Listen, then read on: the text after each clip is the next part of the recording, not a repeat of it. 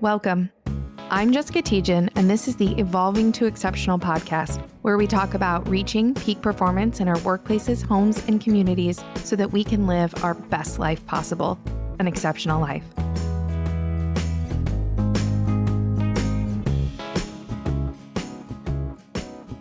Welcome back to this week's episode of the Evolving to Exceptional podcast. And this week I have a special topic that I wanted to dive into around feeling like you want to quit. And I'm willing to bet that we've all had this feeling before. And if you have, you're not alone, because I know that sometimes I do. I feel like quitting. And recently, not too long ago, a few weeks ago, I hit a wall and I felt my frustration fueling my BMW. Belly aching, moaning, and whining wagon. And I just want to do a shout out. Thank you, Cy Wakeman, for this super helpful term that I still use to this day.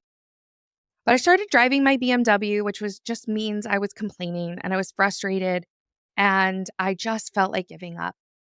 I'd been trying to deny, ignore, or suppress my emotions for weeks. I didn't want to feel all my feelings of doubt, insecurity, sadness, judgment, shame, and fear. I learned this pattern of denial early in life, that emotions make others uncomfortable and rarely get met with compassion. So I just try not to feel them. I know better now, of course, but still, my subconscious and unconscious neural pathways are well worn and easily repeated. One night, I couldn't keep them at bay any longer, and they exploded out of me in tears, words, and a physical release of tension I'd been holding in my body for weeks. In those dark waves of emotion, I felt like I was drowning at sea, unable to stay afloat. I knew I couldn't navigate my way out alone. I needed a compassionate human being to witness and hold space for me as I shared my experience. I knew the only way to feeling better was to dive directly into the waves and through the darkness to come out the other side. I'm going to say that one more time. I knew the only way to feeling better was to dive directly into the waves and through the darkness to come out the other side. So I did. I dove headfirst into the pain. I fully felt the fear, the grief, exhaustion, disappointment, frustration, envy, anger, hurt, and more. My dearest friends witnessed and loved me through it. And after an hour or so, the waves subsided and the storm passed. I felt better, like a lot better. Better than I had in weeks, as I'd been fighting against the emotions.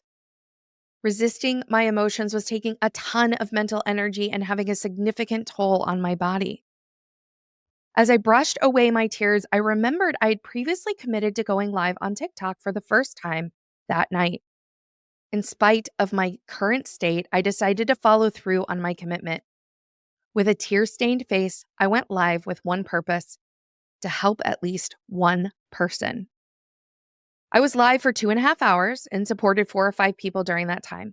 They asked questions and shared their struggles in the chat, while I offered support, compassion, and suggestions for them. Then a miraculous thing happened. They started sharing what my support and insights meant to them in that moment. They expressed how much what I was offering and sharing with them was positively impacting them. I did it. I made a difference. The next day, with a renewed sense of determination and increased energy from the emotions I'd released, I moved forward and didn't quit. Which is why I'm still here.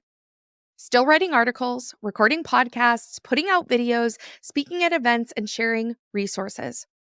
I'm still here using my gifts to coach and develop leaders, deliver systems and strategies that better support human performance, and promote performance partnering instead of performance management.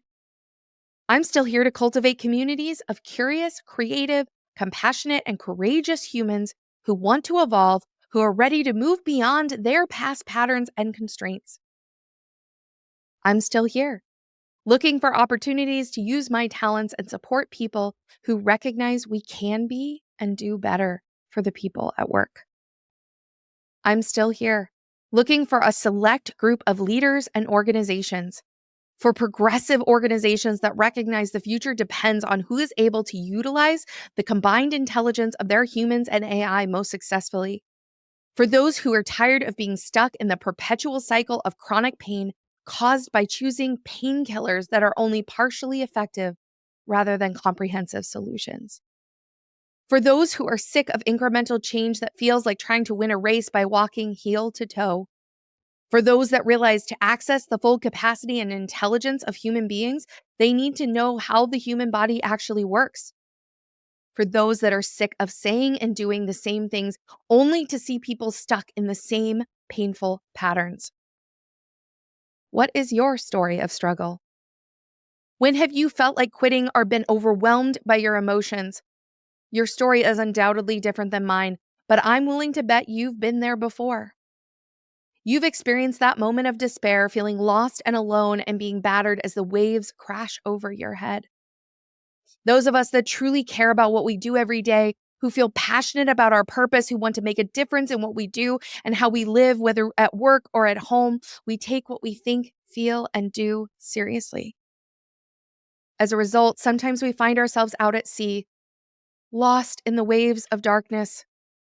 Despite our best efforts to distract ourselves from the darkness, eventually those emotions we try desperately to evade, they find us. It's impossible to avoid them forever. So how do these emotions impact us? Emotions are energy in motion. We must feel and express these emotions in order to move them out of our bodies. Often, when we try to suppress them, they build up until they eventually explode, impacting those closest to us. But when we don't move emotions through and out of our body, they can also get stuck. Like an imprint or echo, the energy of those emotions builds up in our bodies. These imprints are trauma stored in the body.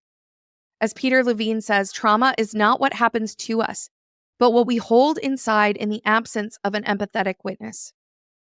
So what do we do? When life gets hard, as it inevitably does, from time to time, we need partners. We need witnesses who can help us out of the water and guide us back to shore. We need that empathetic witness who can guide and support us as we process our emotional experiences. Sometimes we're lucky, and that partner is our manager, leader, or someone we work, live, or have a friendship with. But sometimes we need a community where we can find the support we need to succeed, a place where we can get advice and support when we have a bad manager, toxic workplace, or when we simply want more than others can give. In conclusion, as humans, we have infinite potential to evolve and grow ourselves in ways that can enhance our capabilities and expand our capacity. Our biggest limitation is our own unwillingness to invest in ourselves and the time and resources required to succeed. The second biggest challenge is the absence of a community that supports human growth and development with partnership, peak performance practices, and programs. I believe every human needs and deserves to have this opportunity, which is why I am creating a performance partner community. A community that is affordable, that provides you the resources and the support that you need to succeed. A community where you have the ability to message either in the community or directly our coaches when you need them. A community where you get development. A community where you get support in the moment, where you get support in the struggle, in that moment when you want to quit. A community that challenges you. It challenges you to be courageous in exploring yourself to a deeper level. A community that challenges you to evolve and grow so that you can be the most creative, compassionate, and courageous human that you can be. And I've been wanting to release this community for a long time. And I can think of no better time than right now, when there are many who are struggling for many different reasons. And so this is an invitation to come join and check out our community and see if it might be a good fit for you in your life right now.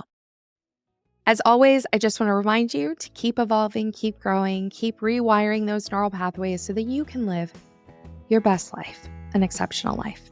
I hope you have a wonderful rest of your day, and I'll be back again with another episode.